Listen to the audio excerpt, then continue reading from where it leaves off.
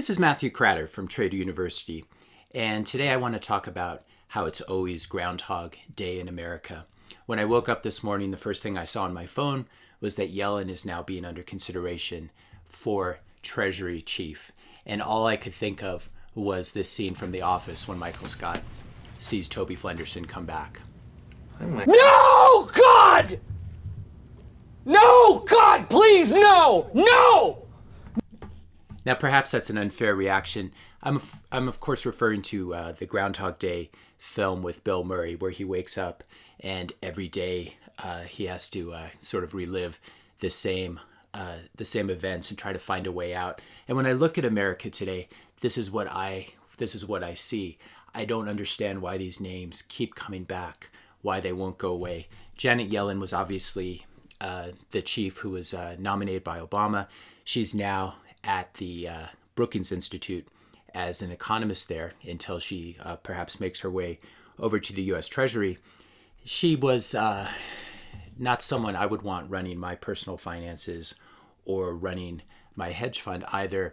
This is a famous speech from 2017 where she said, "I don't see a financial crisis occurring in our lifetimes." Of course, when you've got these permanent positions where you sort of bounce from the Berkeley School of Business, and then you go to the Fed as a governor, then you're on the Council of Economic Advisors, and you end up chairman of the Fed, and then you go to the Brookings Institute. This is sort of an unreal world to circulate in. And I don't understand why people like this are in charge. People who know nothing about starting a company, making a living. They are, this central banker class is just terrible. And I'm not picking just on the Democrats here. Ben Bernake, here's a famous quote, subprime mortgage woes won't seriously hurt economy. This is from May of 2007, right before the great financial crisis when the whole U.S. banking system almost went under. Now you won't be surprised to learn that Bernanke too got a job at the Brookings Institute after his stint at the Fed. So this is the incompetent ruling class that we're stuck with, and they just won't go away. I don't understand it. Alan Greenspan's another one, terrible central banker. After he retired from the Fed, he got hired by the Paulson and Company hedge fund. Also worked for PIMCO, I believe. And also advised Deutsche Bank. So how can you have regulators? How can you have a system like this where the people who are in charge of regulating everything, there's this revolving door where they go from the think tanks to the Fed, back to the universities, etc. And these are people who know nothing about how the economy actually should work. These are central planners.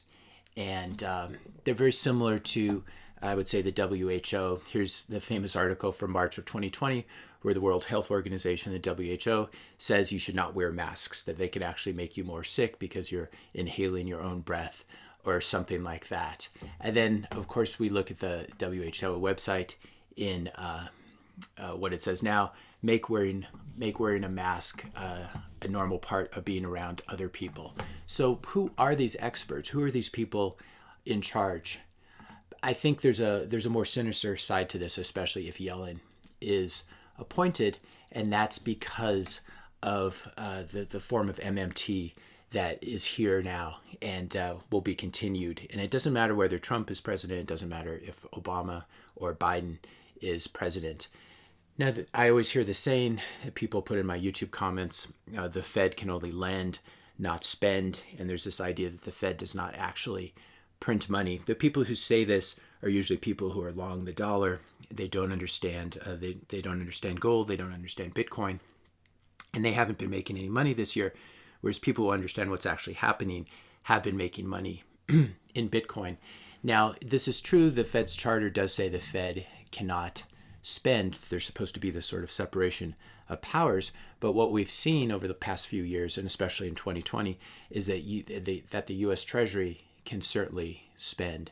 And so what happens is the U.S. Treasury spends the money that is conjured up by the Fed. And now we could have a situation where the very person who used to run the Fed may now be head of the U.S. Treasury. And I think this is deliberate because this makes the coordination between these two institutions much more seamless.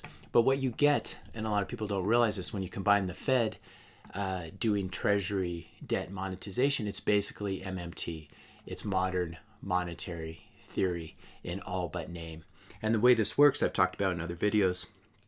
U.S. Treasury issues government debt, which are called treasuries, government bonds, sells them to the banks, auctions them off.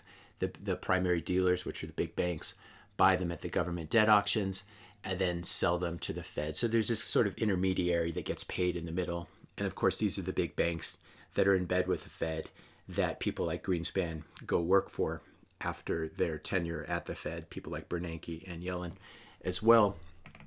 What happens is the debt makes its way from the Treasury to the Fed balance sheet, as we've talked about in many videos, and the money, the newly printed money, makes its way from the Fed to the primary dealers, to the U.S. Treasury, where it gets spent. So when you have this coordination between the Fed and the U.S. Treasury, you essentially have basically it's a form of MMT. And I think this is why the Yellen appointment to the Fed is to be expected. And I don't know why I'm surprised by it, but it will make this coordination, this form of MMT, much easier to carry out.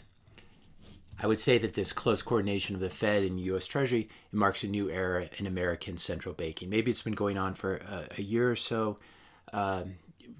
Really, when we had the repo crisis in the third and fourth quarter of 2019, this really began to gear up. But now it is just wide in the open for anyone to see. We especially saw this during the crisis in March when COVID initially began to tank the markets.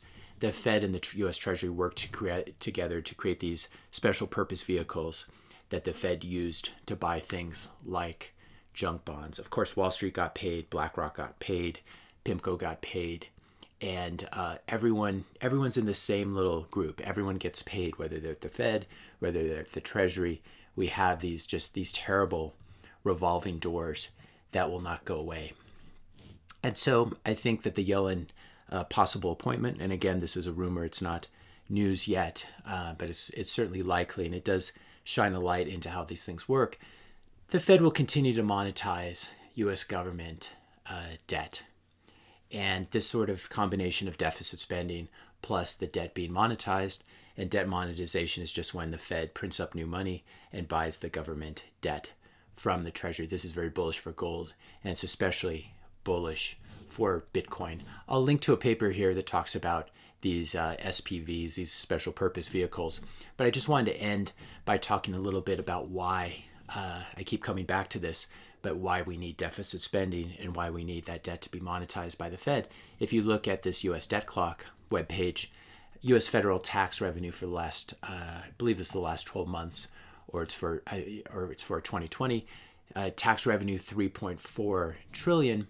U.S. federal spending, actual spending, the amount of money going out, is 7.7 trillion. So you can think about it as a household.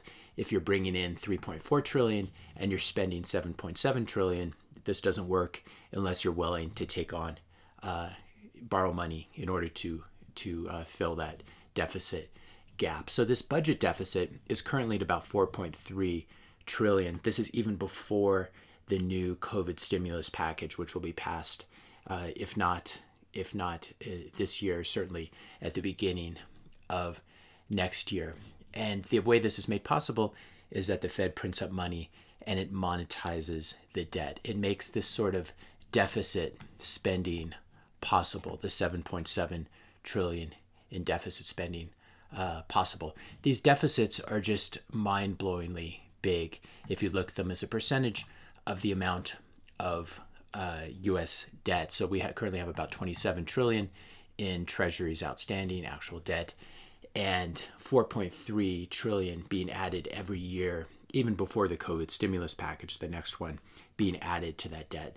So we are growing the money supply, we're growing the debt, and we're going to continue to grow the Fed's balance sheet just at these astronomical rates that have never before been seen in American history. And this is what's actually behind our democracy. It doesn't matter whether Trump is president or Biden as president, we still have these revolving doors. We still have these same incompetent. I go back and forth whether they're incompetent or whether they're evil. But they're certainly, the WHO is certainly incompetent and is a lagging indicator rather than a leading indicator. We just have a lot of career politicians, career bureaucrats who are unwilling to stick their necks out. Everyone is managing career risk and trying to get as rich as possible as parasites in the system. So the only way out of this, the way out of this is not at the voting booth. The way out of this is using something like Bitcoin, building a parallel system, trying to get out of this nightmare of a system and trying to really wake up from Groundhog Day. And I'm hopeful at some point in America we'll be able to exit this terrible cycle. The cycle is definitely moving toward the end game, and it's going to be very interesting to watch, especially this decade of the 2020s. I think the 2020 really kicked it off and showed everyone that the normal times are never coming back. Everything is completely different from this point going forward. So make sure you watch my other videos, and especially the videos on Bitcoin, if you want to see what I think is the best to exit from this system. If you found this video helpful, be sure to hit that subscribe and like button. Hit the notification bell if you want to be notified when I publish my next video. And let me know your questions and comments in the comment section below. Thanks a lot for listening, and I'll see you in the next video.